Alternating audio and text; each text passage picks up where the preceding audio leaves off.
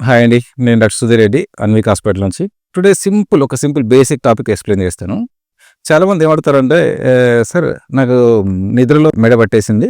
అసలు ఇటు మూవ్ చేయలేకపోతున్నాను, ఇలా మూవ్ చేయలేకపోతున్నాను. నా వల్ల కావట్లేదు. ఇలానే ఉండిపోతున్నా సార్ అని చెప్పేసి అడుగుతూ ఉంటారు. నిద్రలో మనకి మెడ పట్టేయడం అనేది జరుగుతూ ఉంటుంది. అది ఎప్పుడు అవుతుంటుంది అంటే, ఇంట్లో వాడే రెగ్యులర్ పిల్లో ఇవి వాడుతున్నప్పుడు కాదు.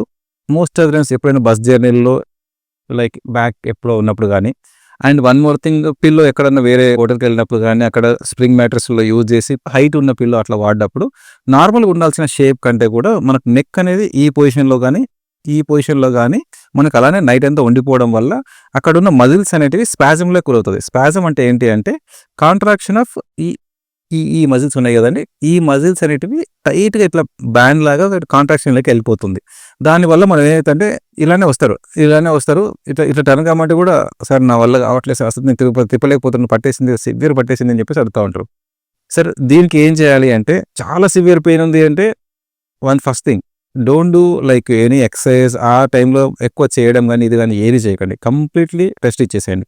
ఈవెన్ ఇమ్మీడియేట్‌లీ పట్టినప్పుడు హాట్ వాటర్ ప్యాక్స్ గానీ అప్లై చేసుకోవచ్చు. అంటే ఎంత వీలైతే అంత నార్మల్‌గా పడుకోవడానికి ట్రై చేయండి. సిట్టింగ్ పొజిషన్‌లో ఉన్నప్పుడు ఓకే గానీ, అంటే లైక్ ఎక్సర్సైజ్ ఇవన్నీ కూడా ఫస్ట్ 5 డేస్ అయితే కంప్లీట్ వాడకండి.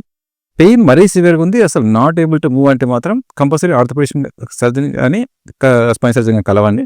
సో మీకు ఏం చెప్తామంటే, వీలైనంత వరకు ఫస్ట్ మజిల్ రిలాక్సెన్స్ ఇస్తాం. అంటే ఏంటి అంటే, మజిల్స్ రిలాక్స్ అవ్వడానికి కొంచెం టాబ్లెట్స్ వాడారు అంటే మనకు ఈ ఉండాల్సిన మజిల్స్ అనేటివి కొంచెం రిలాక్స్ అవుతాయి. సో దట్ కొంచెం మూవ్‌మెంట్స్ అనేటివి కొంచెం 2, 3 డేస్‌లో ఫ్రీ అవుతుంది. మై అడ్వైస్ మాత్రం ఒక 1 day, 1 episode are 2 episodes of physiotherapist అంటే వాళ్ళ దగ్గరికి వెళ్ళి హీట్ థెరపీ అంటే అల్ట్రాసౌండ్ హీట్ థెరపీ కొన్ని ఉంటాయి. వాటితో చేసుకొని 1 ఆర్ 2 ఎపిసోడ్స్ చేసుకొని తర్వాత మీరు just start doing exercise. Initial days of physiotherapy help అవుతుందా అంటే 100% హెల్ప్ అవుతుందండి. అంటే లైక్ ఫిజియోథెరపీ అంటే ఎక్సర్సైజ్ చేయమని చెప్పట్లేదు. Heat therapy, IFT all those things you can do. But only thing, don't do strenuous activity. ఈ ఎక్సర్సైజ్ చేయడం, ఇట్లా తిప్పడం అలా చేయడం వల్ల ఏమైతుందంటే already there is a inflammation.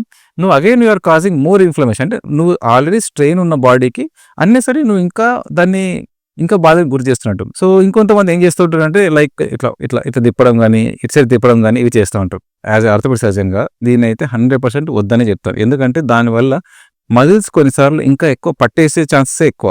కొంతమందికి తగ్గుతూ ఉంది. నేను కూడా చూస్తున్నాను, కొంతమంది తగ్గుతుంది సార్. అది చేశారు కానీ ఆ టైంలో చేయడం వల్ల మనకు ఫేసిటల్ జాయింట్స్ అనేటివి మనకి ఇలా ఉండిపోతుంది.